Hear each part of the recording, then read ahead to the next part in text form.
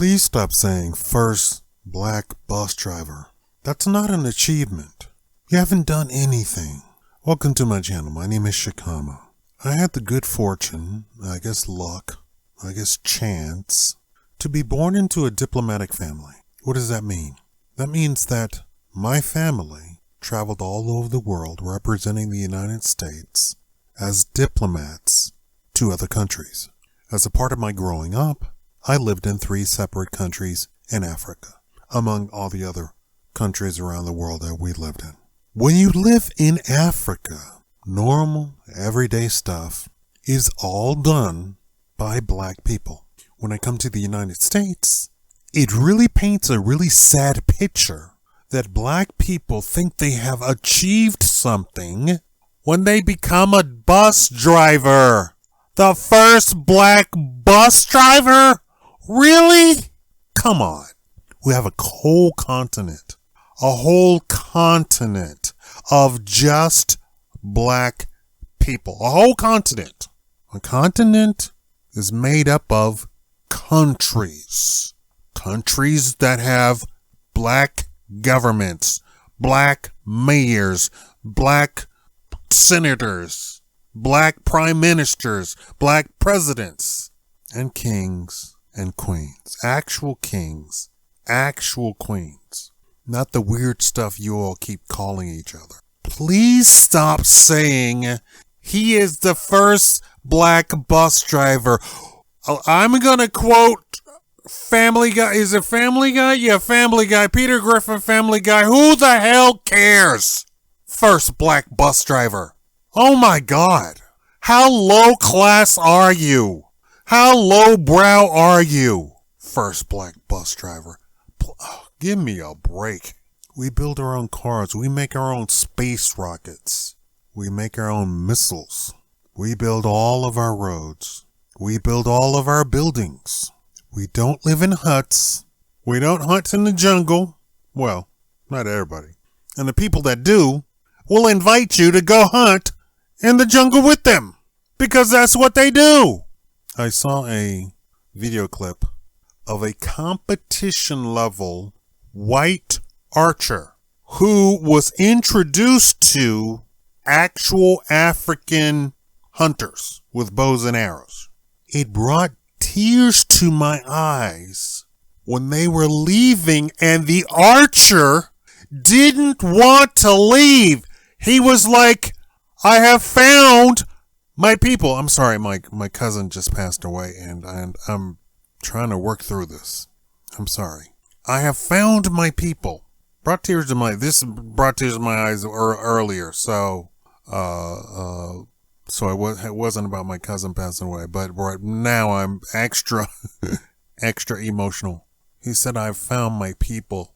The African hunters took up his bow. I don't know if you've seen a composite competition bow, but it looks like something out of, even to us who are not, we live in the 21st century, but if you see a competition composite bow, it looks like something out of, freaking Max Headroom. It's 2001 Space Odyssey. It looks just ridiculous. Advanced. But the hunter took it up and shot it perfectly. Several of them. And, of course, their reaction was fantastic. They went, ooh, ah, even the women sitting on the side, ooh, ah. And no, the women didn't say, a woman should be, no, they were perfectly content to sit on the sidelines in the background of the male hunters, because what the male hunters do is go hunt lions.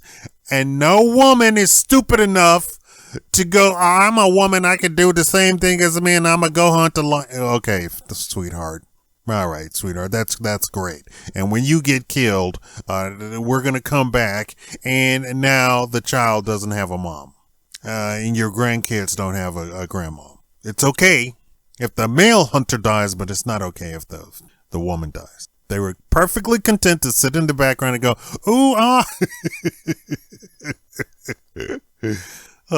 And of course, showing off the archer took the target and set it back about 100 yards.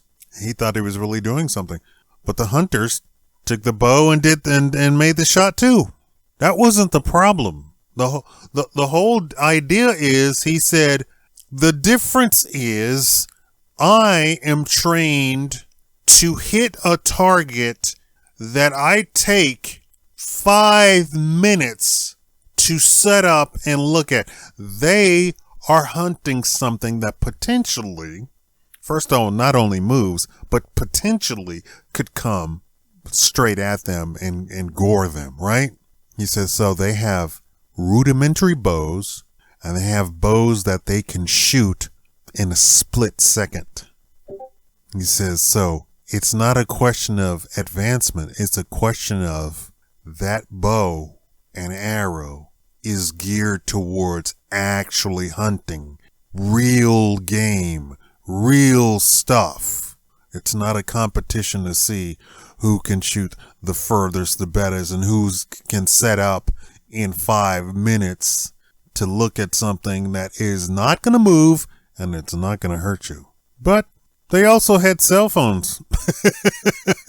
The hunters that go out and hunt lions, they also had cell phones. That's Africa. And then you have the scenes on the pictures and the videos of the Kenyan tribes, the ones who are super tall and beautiful, and they're all in their red tribal gear.